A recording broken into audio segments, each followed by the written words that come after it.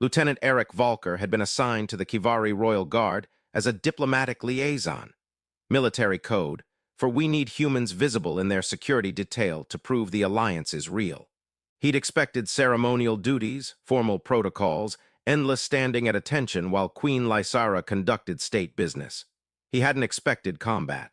The attack came during a border inspection tour, coordinated strikes suggesting inside knowledge of the Queen's schedule. The royal convoy was hit simultaneously from three positions: plasma fire disabling vehicles, ground forces emerging from terrain intelligence had cleared. Within 90 seconds, the situation went from controlled to catastrophic. Eric watched the Kivari Royal Guards respond with textbook precision initially, establishing perimeter, returning fire, moving the Queen toward the armored transport. Then the second wave hit, heavier weapons that turned the transport into molten slag. Everything changed. The guard captain took a plasma bolt to the chest. His second fell moments later. And Eric saw something he'd never expected: royal guards, elite soldiers sworn to protect their queen with their lives, beginning to retreat.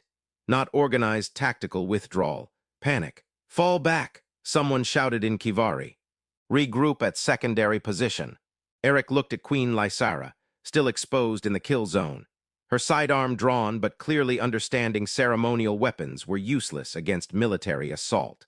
Her elongated ears pressed flat against her head. Fear, though her expression remained regally composed even as her guards abandoned positions. The rational choice was obvious. Eric was one human soldier against two full assault teams with heavy weapons. Following the guards to secondary position was tactically sound, survivable, exactly what his training demanded. Instead, Eric moved toward the Queen. "Your Majesty," he said, positioning himself between Lysara and incoming fire. "We need to reach that rock formation. 30 meters, can you run?" Lysara stared at him like he'd lost his mind. Around them, the last of her guards were disappearing, leaving the Queen completely undefended except for one human. "My guards are gone," Eric said bluntly. "I'm not now run." The rock formation provided minimal cover, but enough to keep them alive. Eric set up a defensive position, rationing ammunition while calculating how long he could hold against superior numbers and firepower. The math wasn't encouraging. "Why didn't you retreat?" Lysara asked, composure finally cracking to show genuine confusion beneath fear. "You're not even Kivari. Your oath isn't to me personally. Following my guards would have been logical." "Probably," Eric agreed, firing 3 precise shots that forced advancing soldiers to reconsider. "But I took an oath when I joined your guard detail. Protect the Queen with my life if necessary. Didn't include a clause about only when convenient." "That's foolish. You'll die here." "Maybe, but at least I won't die having abandoned someone I swore to protect." Eric checked his ammunition. "How's your aim with that sidearm?" "Adequate for ceremony, untested in actual combat." "Today's your testing day, Your Majesty. I need you to cover the left approach while I handle the right. Don't try for perfect shots, just make them think twice about advancing." Lysara positioned herself as directed, hands steady despite obvious fear. "You're serious. You actually intend to hold this position against 2 full assault teams. Until reinforcements arrive or I run out of ammunition, whichever comes first." Eric fired again. "Fair warning. I'm down to about 40 rounds, so we might need to get creative after that." "Lieutenant, this is suicide." "This is duty, Your Majesty. There's a difference." They held for 17 minutes. Eric made every shot count, using terrain and timing to create the illusion of more defenders. Lysara, despite never having fired in combat, managed to wound one attacker and force others to respect the left approach. But ammunition was depleting faster than reinforcements were arriving. 10 rounds left," Eric said quietly. "When I'm down to 5, I want you to run. North through that gap, there's a ravine about 200 meters out. If you reach it before they realize you're moving, you might make it to where your guards retreated." "And leave you to die covering my escape." Lysara's voice carried shocked offense. "You ask me to abandon you after you refuse to abandon me." "I ask you to survive, Your Majesty. That's the whole point of me being here."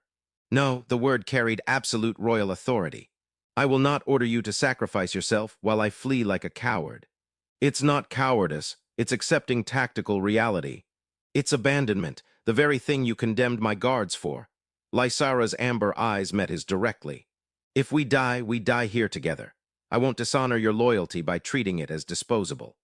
The Kivari Relief Force arrived with 8 rounds remaining, combat shuttles dropping in with overwhelming firepower that sent the assault teams scattering. Medical teams swarmed, checking the Queen for injuries, establishing perimeter security that should have existed from the beginning. Eric was treated for minor shrapnel wounds while investigators cataloged the scene. The destroyed convoy, the abandoned positions, the single rock formation where one human had held against impossible odds. Queen Lysara refused medical treatment until she'd given her statement personally. Eric watched from the medical tent as she spoke with senior military command, her composure fully restored. He expected to be debriefed and quietly reassigned. Instead, Lysara came to the medical tent personally. "Your injuries?" she asked. "Minor, Your Majesty. I'll be cleared for duty within a day." "Good." Lysara was silent, studying him with intensity that made Eric uncomfortable. "My guard captain survived. He's been arrested, along with the others who retreated. They'll face court-martial for abandoning their posts." "Your Majesty, they were overwhelmed. The tactical situation was not so overwhelming that one human soldier couldn't hold position and protect me." Lysara's voice was cold. "They panicked. They broke oath. They left me to die. There's no tactical justification for that failure." Eric wanted to argue, but Lysara's expression suggested this wasn't the time. "I owe you my life," Lysara said finally. "An oath debt that tradition says can only be repaid through permanent service or significant sacrifice on my part. You don't owe me anything, Your Majesty. I did my job." "No, you did considerably more than your job. You held a position my own guards abandoned. You refused logical retreat. You stood between me and death when every tactical consideration said you should run." She stepped closer. "Why, truly? Not duty, not oath. Those are words that didn't stop my guards from fleeing. What made you stay?" Eric considered deflecting with military professionalism. Instead, he told the truth. "Because watching you maintain composure while your guards abandoned you was the bravest thing I've ever seen. Because you deserved someone who wouldn't leave just because the situation got complicated. Because," he stopped, "because it mattered that you survived." Lysara's expression shifted into something Eric couldn't quite read. "You barely know me. I know you kept firing even when terrified. I know you refused to abandon me even when I ordered you to run. I know you're the kind of person worth protecting." Eric met her eyes. "That was enough. I'm promoting you to captain of my personal guard," Lysara said abruptly. "My previous captain demonstrated that Kivari loyalty has limits. I want someone whose loyalty apparently doesn't." The promotion caused immediate controversy. A human commanding the Kivari Queen's personal guard violated tradition, questioned military capability, suggested the Queen trusted an outsider more than her own people. Lysara ignored every objection with absolute authority. Eric took his position seriously, rebuilding the guard detail from soldiers who'd proven themselves, implementing protocols designed to prevent panic. But the dynamic between him and Lysara had shifted in ways beyond military hierarchy. She consulted him on security beyond his purview, asked his opinion on matters that didn't require guard input, found reasons for private conversations that extended well beyond professional necessity. 3 months after the ambush, during a quiet moment in the palace gardens, Lysara approached alone. "My advisors think I've elevated you because I'm infatuated with the human who saved my life," she said without preamble. "They believe I'm confusing gratitude with more personal feelings."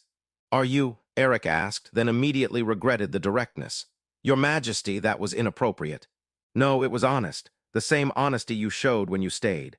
Lysara's ears angled forward, curiosity, affection. And to answer, "No, I'm not confusing gratitude with affection. I'm simply accepting that they can coexist." Eric's heart rate increased. "Your Majesty." "Lysara. When we're alone, you may use my name. You've earned that right." "Lysara," Eric tried, the informality feeling dangerous and right. "What are you saying?" "I'm saying that watching you stand alone against impossible odds showed me what loyalty without calculation looks like.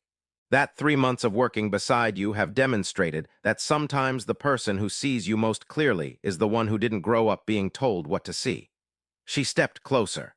"I'm saying my advisors are correct. I do have feelings for the human who saved my life, but those feelings aren't confusion, they're clarity." Eric knew the complications, the political implications, the accusations of impropriety. He should have maintained professional distance. Instead, he said quietly, I would have protected you regardless. You know that, right? This doesn't need to be transactional. I know that's why it matters. Lysara's hand found his, warm and slightly trembling.